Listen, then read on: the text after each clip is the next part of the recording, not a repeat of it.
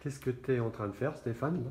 Eh bien, après un nettoyage, un premier nettoyage sommaire de tous les axes, de tous les paliers de chaque axe du mouvement, ici, on a démonté, c'était tellement en pleine cambouis et ça faisait de la colle, ça ne fonctionnait pas. Là, on a nettoyé tous les paliers et après la remontée du pendule et la pièce refaite de suspension, eh bien, on voit qu'on est arrivé à la faire tourner. Mais je comprends pas, il n'y a pas de poids. Comment ça peut fonctionner Alors sans là, on poids? n'est que sur le bandage du ressort de fonctionnement pendant le remontage.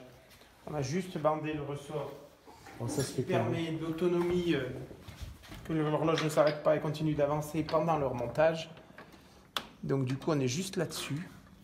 Donc c'est un ressort qui se trouve à l'intérieur de ces trous, Voilà. c'est ça? Et qui communique l'énergie. Et ça peut durer pendant combien de temps ça? Une dizaine de minutes. Et notre souci, c'était quoi à la base? C'était la suspension du pendule cassée. Cassé. Et qui a été réparé par notre ami Dominique. Voilà. Donc bien refaite à la bonne dimension. Ouais. La preuve, c'est que ça fonctionne. Il n'y a rien qui frotte.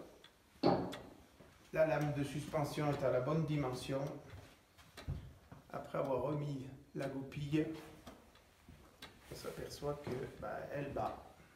Alors côté sonnerie, on n'a rien fait cette fois parce qu'on reviendra faire pareil que de l'autre côté, démonter les axes et surtout les paliers Tu veux pour pas un t'en- premier nettoyage sommaire. On peut essayer, mais je ne sais pas ce que ça va donner. Mais par contre, il faudrait que tu vois le frein à air là, parce qu'il doit Ouais. toucher là. On va voir s'il y a moyen de faire quelque chose. Attends. Là,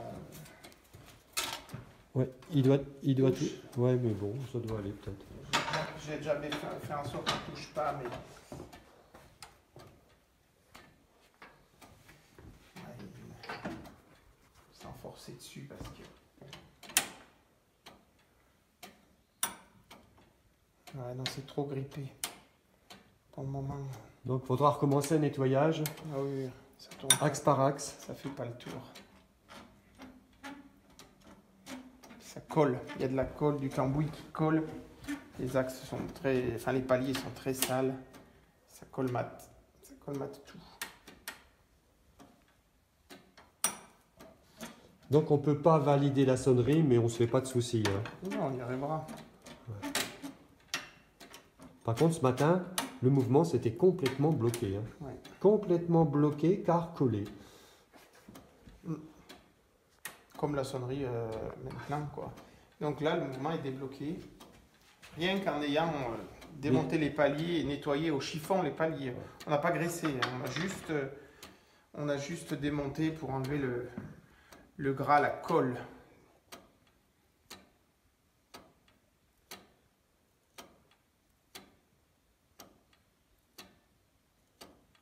On voit que là, il fonctionne maintenant. Sans forcer.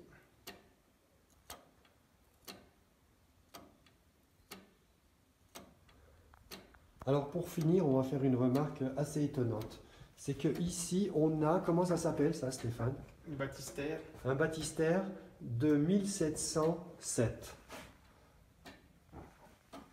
1700. Alors on voit pas trop bien, c'est dans la pénombre.